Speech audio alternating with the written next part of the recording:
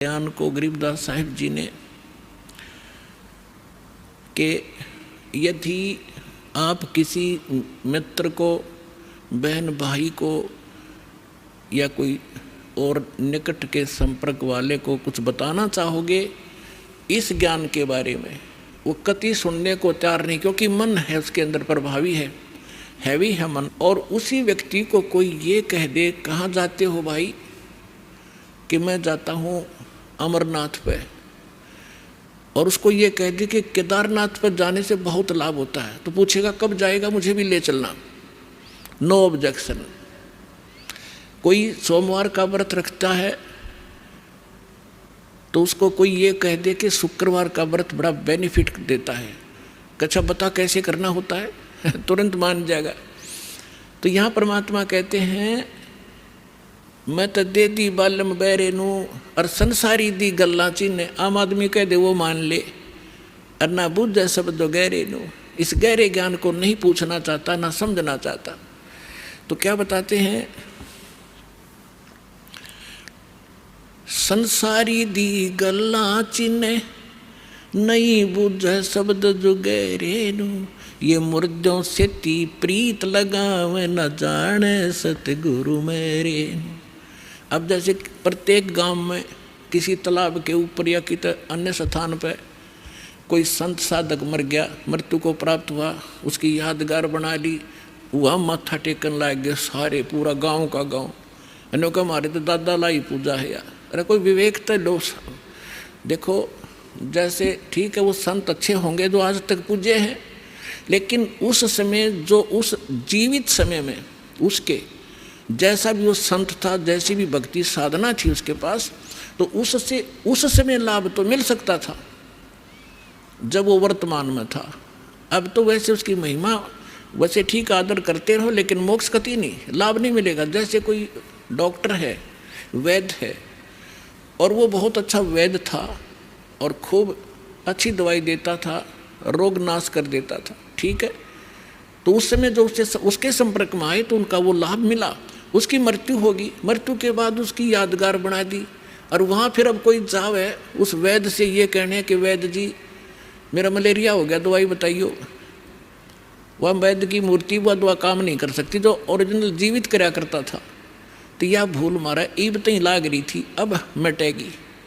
तो क्या कहते हैं, मुर्दों से ती प्रीत लगावे ना बूझे शब्द जो गहरे नू, मुर्दों से ती प्रीत लगावे ना जाने सतगुरु मेरे नू, मैं तो दे दी है बालम बैरे नू, मैं तो दे दी है बालम बैरे नू। फिर क्या बताते हैं, श्वेत छतर सिर मुकुट विराजे, निराकार निराकार का ढोल पीट रखा था। कहते हैं उस सफेद अरस कुरुस पर सफेद गुम्बट है, जहाँ सतगुरु, जहाँ परमात्मा का डेरा, वहाँ एक बहुत बड़ा सुंदर महल है परमात्मा का, उस बहुत सुंदर गुम्बज टाइप है, उसके अंदर परमात्मा विराजमान है, सिंहासन के ऊपर सिर पे मुकुट है और ऊपर श्वेत छत्र परमात्मा के तना हुआ है। श्वेत छत्र सिर मुकुट विराजे देखत ना उस चेहरे नू, श्वेत छत्र सिर मुकुट विराजे देखत ना उस चेहरे नू, ऊंची थलियां खेती बोवे ये भूल गए निज डेरे नू, ऊंची थलियां खेती बोवे ये भूल गए निज डेरे नू। अब क्या बताना चाहते हैं कि परमात्मा साकार है, मनुष्य सदृश्य है, सभी सदग्रंथों से दास ने प्रमाणित कर दिया आपके समक्ष। और जिन महापुरुषों ने भगवान मिले, सचखंड लेकर गए अपने निज स्थान पर, फिर उनको वापस छोड़ा, उन्होंने अपनी अमृतवाणी में एफिडेविट दे रखा है कौन है भगवान, कहाँ रहता है, कैसी सूरत है और क्या नाम है उसका। तो इन सभी प्रमाणों से आपको सिद्ध हो जाएगा कि कौन है भगवान और कैसी लीला करता है वो मालिक। तो यहाँ क्या बताते हैं कि आप जी जो साधना कर रहे हो, अन्य देवी देवताओं के पूर्ण परमात्मा की भक्ति ना करके किसी भी ब्रह्म की, पर सरपुरुष की, अक्षर पुरुष की, ब्रह्मा विष्णु महेश की, या दुर्गा या निरंजन की, तो ये तो ऐसी साधना है जैसे कोई किसान ऊंचे स्थान पर, थली पर, पहले वर्षा पर आधारित थे सभी मानव समाज। और उस समय गरीबदास जी ने भी किसान थे, गरीबदास जी जाट ग्रुप में जाट जाति से थे, और अपने वहाँ के साथी जो किसान थे उनको भी समझाना था। इसलिए बता रहे हैं कि जो मैं भक्ति बता रहा हूँ जिस भगवान की, उसकी साधना ना करके आप अन्य जो साधना कर रहे हो ऐसी है जैसे ऊंची थलियों पर, ऊंचे स्थानों पर बीज बो दिया, खेती कर ली, और जब थोड़ी बहुत वर्षा हुई तो वो उस थलियों का पानी एक समतल स्थल पर, डहर बोलते थे उसको, डहर, वहाँ आकर इकट्ठा हो जाता था, और उस स्थान को, डहर के अंदर पानी वर्षा भी और आसपास के ऊंचे क्षेत्र का उसी में आ जाता था। और उसमें जब बोई जाती थी फसल, जैसे ऊंची थलियों पर बोई हुई तो वो होती ही नहीं थी, और डहर में बीजा हुआ 1 एकड़ में मनमाने 50 मन कनक हो जाती थी, और ऊंची थलियों पर 2 मन की भी नहीं होती थी मुश्किल से। तो क्या बताते हैं गरीबदास साहब जी, एक फॉर एग्जाम्पल बता रहे हैं कि तुम ऊंची थलियाँ खेती बो, भूल गए निज डेरे नू।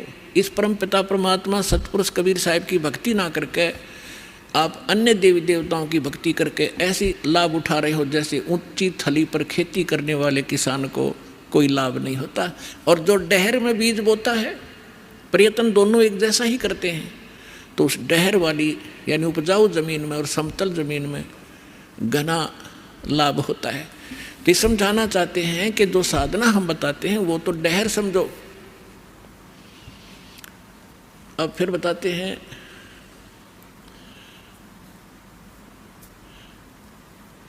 गोता मारूं स्वर्ग में जा बैठूं पाताले, गरीबदास ढूंढता फेरूं अपने हीरे मोती लाल। चारों युग में मेरे संत पुकारे और कूक कहा हम हेल रे, हीरे माणिक मोती बरसे ये जग चुगता ढेल रे। अब परमात्मा कबीर जी से प्राप्त ज्ञान को कैसे विश्लेषण कर रहे हैं गरीबदास जी। कबीर साहब बता रहे हैं कि चारों युगों में मैं आया, अच्छी आत्माओं को मिला, उनको तत्व ज्ञान और यथार्थ स्थान से परिचित करवाया, सतभक्ति से परिचित कराया, और ये चारों युग में संत पुकारे और कूक कहा हम हेल रे, हीरे माणिक मोती बरसे ये जग चुगता ढेल रे। हम तत्व ज्ञान और यथार्थ साधना रूपी हीरे मोती लालों को बखेर रहे हैं, और आप जी इस ज्ञान से परिचित न होने के कारण इन लाल और हीरे मोतियों को ग्रहण ना करके कंकर पत्थर, आन उपासना रूपी कंकर पत्थर इकट्ठे कर रहे हो, जो तुम्हें बाद में कोई लाभ नहीं देगी। उसी को यहाँ प्रमाणित कर रहे हैं।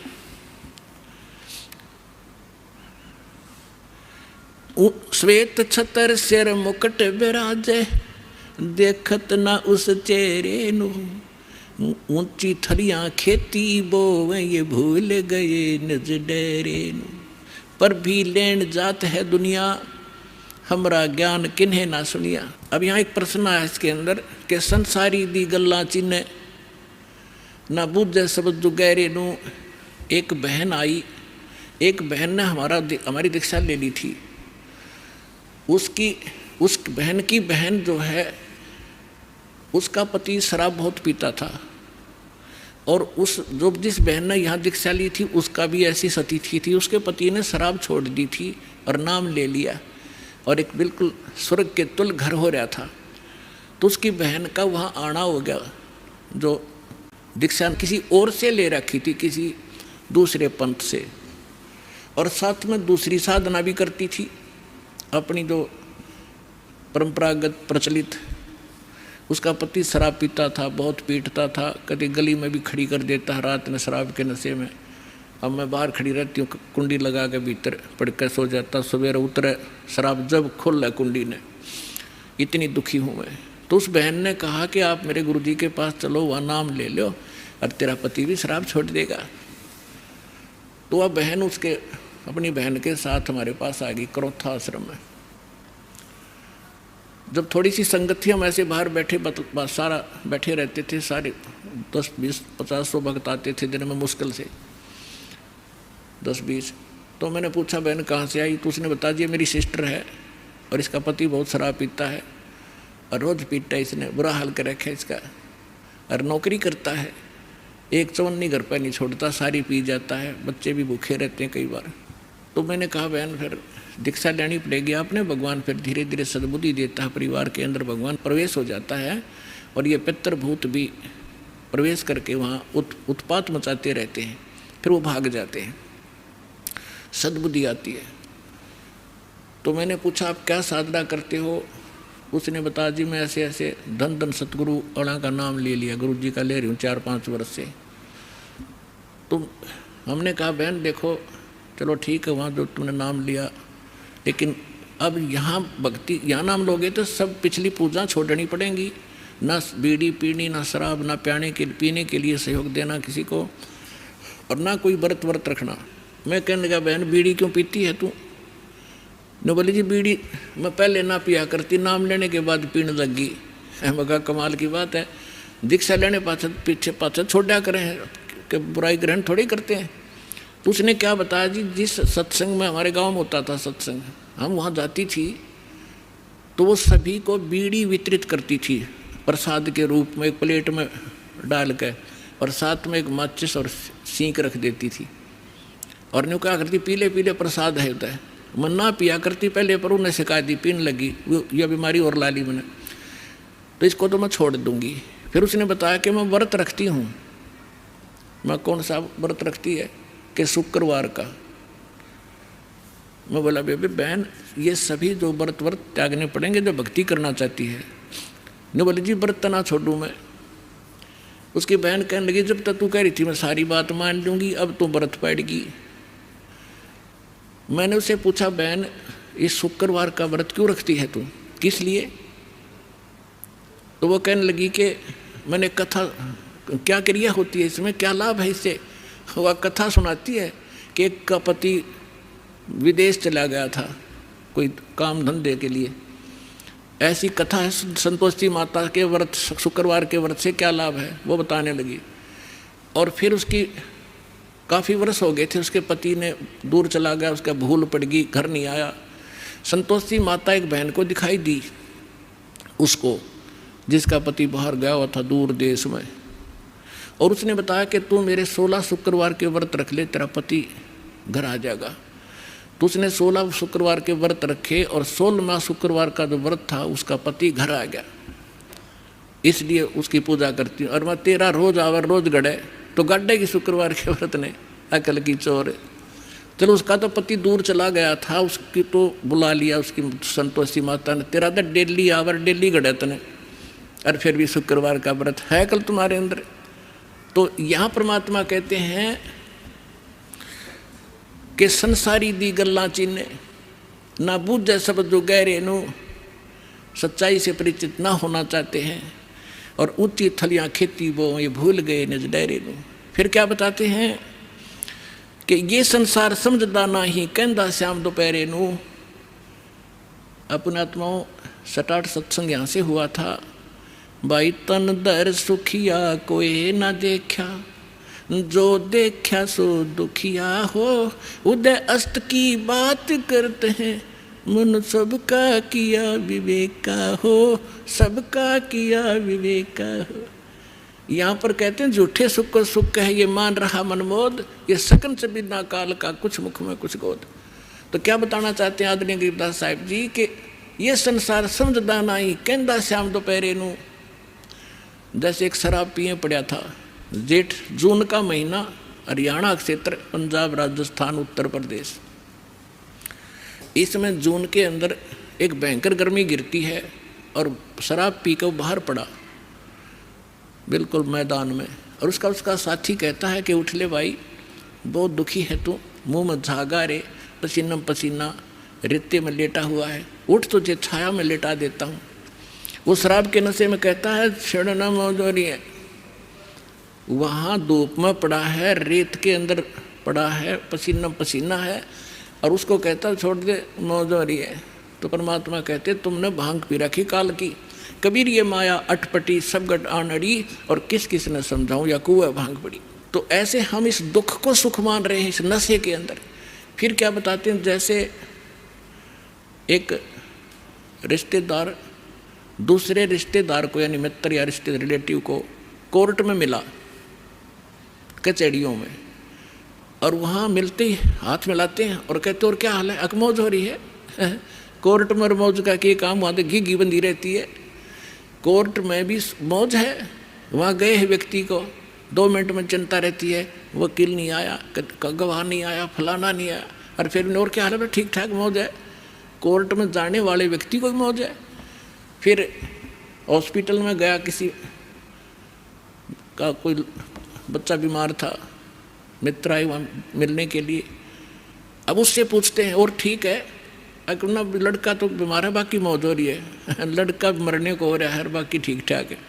तो परमात्मा कहते हैं ये संसार समझदा नाई कहंदा श्याम दोपहरे नो। जैसे जेठ का महीना और दोपहर के समय को और कोई ये कहे कि ठंड सी लग रही है तो उसने शाम देखी नहीं है।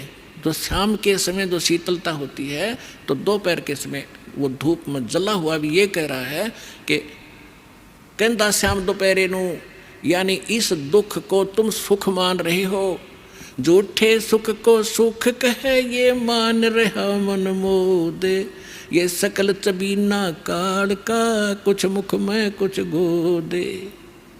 फिर क्या बताते हैं परमात्मा, भाई सूरपति दुखिया भूपति दुखिया, रंग दुखी बपरीती हो, कह कबीर और सब दुखिया, एक संत सुखी मन जीती हो, संत सुखी मन जीती हो।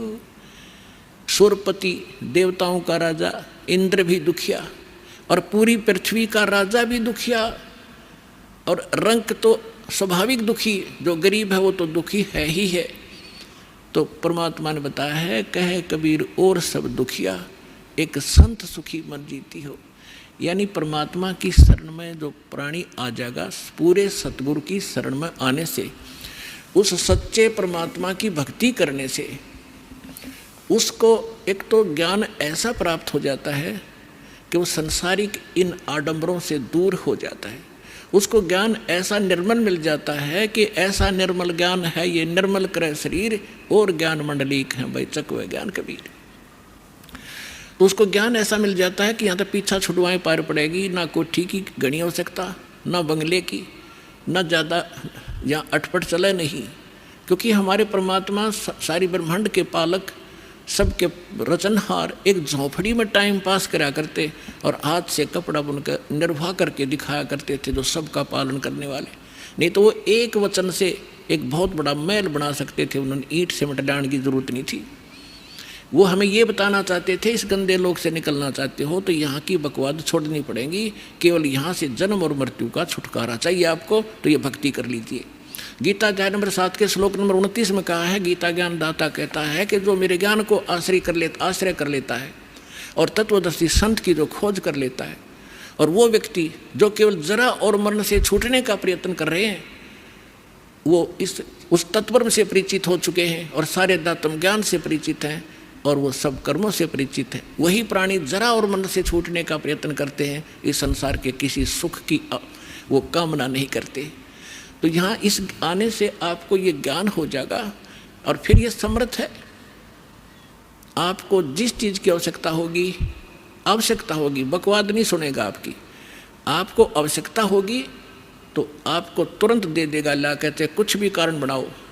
तो इसलिए यहाँ परमात्मा कहते हैं, कहे कबीर और सब दुखिया, एक संत सुखी मन जीती हो। मन जीतना यही होता है कि जैसे हमने यहाँ की ये जो नाचना गाना, इसका तो ज्ञान ही हो गया, बकवाद है बेमतलब की। अब नाच गा रहे हैं, ढोल पीट रहे हैं, डीजे बजा रहे हैं, अगले दिन दूल्हे की मृत्यु हो जाती है, टक्कर मार कर रो रहे हैं, बजा ले डीजे। तो यहाँ संत कहते हैं, ना जाने, नानक साहब जी कहते हैं, ना जाने काल की कर डारे, किस विध ढल जा पासावे, अर्जिना के सरते मौत खुड़क दी उन्होंने केड़ा हंसावे। जिनको मौत दिखाई देती है, जिनको जाना है यहाँ से, पता है कि ना जाने कब बिजली गिर जाएगी, तो वो ये बकवाद नहीं कराया करते। अब कोई भयंकर रोगी है और उसको पता है कि कैंसर होगी है और कुछ दिनों का मेहमान है, उसके वो सुनियो डीजे और करके दिखाओ बकवाद, उसको तो उंगलियां पर दिन गिनने पड़ते हैं कब मौत होगी, कितने दिन का जीवन है। तो हम सबको कैंसर है। परमात्मा कहते हैं कि जग सारा रोगी आरे, जिन सतगुरु वैद न जाना जग सारा रोगी आरे। जन्म मरण का रोग लगाया, तृष्णा बढ़ खांसी, और आवागमन की डोर गले में पड़ी काल की फांसी। तो हमने ये काल की फांसी दिखाई देनी चाहिए, और यहाँ से जब निकलने की जब श्रद्धा बनाएंगे तो हमारा मन जीता जाएगा, तब मन जीता जाएगा। इस ज्ञान से हम उल्टे हटेंगे और फिर परमात्मा साथ रहेगा। कहते हैं कल्पे कारण कौन है, कर सेवा निकाम। सेवा माने पूजा, और मन इच्छा फल दूंगा जब पड़े मेरे ते काम। तो इस प्रकार सत साधना करने से आपका भी मोक्ष, आपके बच्चों का भी मोक्ष। और कबीर साहब ने ये वो समय वो है जो वचन पहले कहा था कि भक्ति बीज होगा जो हंसा, और तारों तास के इकोत्तर वंशा। अब हजारों वर्षों तक ये सत साधना चलेगी, पूरे विश्व में ये ज्ञान फैलेगा।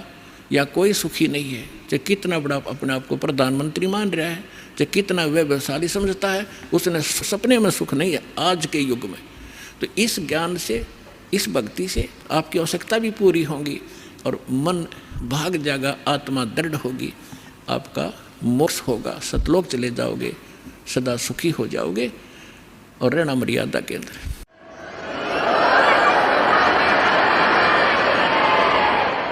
जैसे ही दास देखता है, सुनता है, भक्त आते हैं कि मैं 40 वर्ष से राधा स्वामी पंथ से जुड़ा हुआ था, कोई कहता 20 वर्ष से मैं धन धन सतगुरु पंथ से था, कोई आसाराम जी से जुड़े थे, और आज बताते हैं कि हमारा सर्वनाश हो गया। पहले हमारी खूब मौज थी, गाड़ी भी थी, बिजनेस भी ठीक चला था, और आज रोड पर आ गए।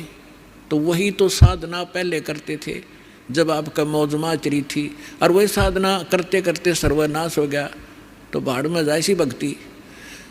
तो कारण क्या था? अब उनको ज्ञान होगा, यहाँ आने से, सत्संग सुनने से पता चला कि वो तो उनका संस्कार था। जब तक आपके पुण्य चलेंगे, वह बैटरी चार्ज है और आगे चार्जर है नहीं इन्वर्टर का, तो जब तक वो पूर्व चार्ज बैटरी है उससे सारे काम होते दिखेंगे, पंखा भी चल रहा होगा और बल्ब भी जल रहा होगा। और जब वो एकदम डिस्चार्ज होएगी, डाउन होगी बैटरी, सारी सुविधा बंद हो जाएंगी आपकी, क्योंकि आगे चार्जर नहीं। तो सत भक्ति रूपी चार्जर इस आत्मा का फेर लाना पड़ेगा। ये पूर्व जन्म के पुण्य जिसके जैसे भी चल रहे हैं वो तब तक चलेंगे, और जब पापों का दौर शुरू होगा, जब कैर पे कैर टूटेंगे, और वह साधना फिर कति आपको सहारा नहीं देगी, क्योंकि वो पहले भी साधना लाभदायक नहीं थी, क्योंकि आपको ज्ञान नहीं था, जिस कारण से उन नकली संतों के अटबट के वचन सुन के और आप उनके पीछे लगे। उनके विषय में बताया कि चातुर प्राणी चोर हैं, ये मूड मुगत हैं ठोट, और संतों के निकाम के उनको जोगड़ जोट।